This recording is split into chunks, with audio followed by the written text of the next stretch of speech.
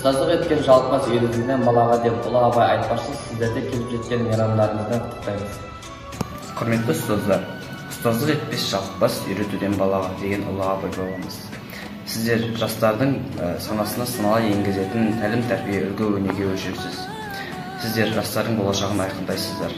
Бүгінгі еккен дәндеріңіз ертеңгі болашақтың жемісі мен жеңістері.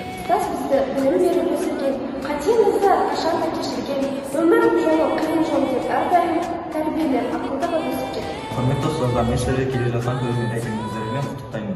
Сіздер жастардың болашағын айқындайсыздар. Бүгінгі еккен дәндеріңіз ертеңгі жемісі болуы керек. Болып жүргеніміз де сол ұстаздардың арқасы. Сіздерге мың алғыс. Құрметті ұстаздар, сіздерді келіп жеткен кәсіби мейрамдарыңызбен шын жүректен құттықтаймын.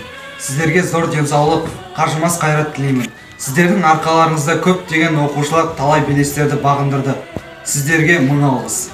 Мұғалім біздің екінші анамыз, алғаш қаламыз жатқан адам. Сіздерге шығармашылық табыс, ғылыми ізденіс тілейміз. Құрметті ұстаздар, мейрамдарыңызбен сіздерге оқушыларыңыздың құрмет, махаббаты және шығармашылық табыс пен ғылыми ізденістеріңіз арта берсін. Мейрамдарыңызбен құтты болсын. Құрметті ұстаздар, сіздерді мерекелеріңізбен шын жүректен құттықтаймын. Ғажайып дүние сырын ұқтырған, білім берген, үлкен өмірге ақ жол тілеп отырған ұстаздарымызға мың алғыс.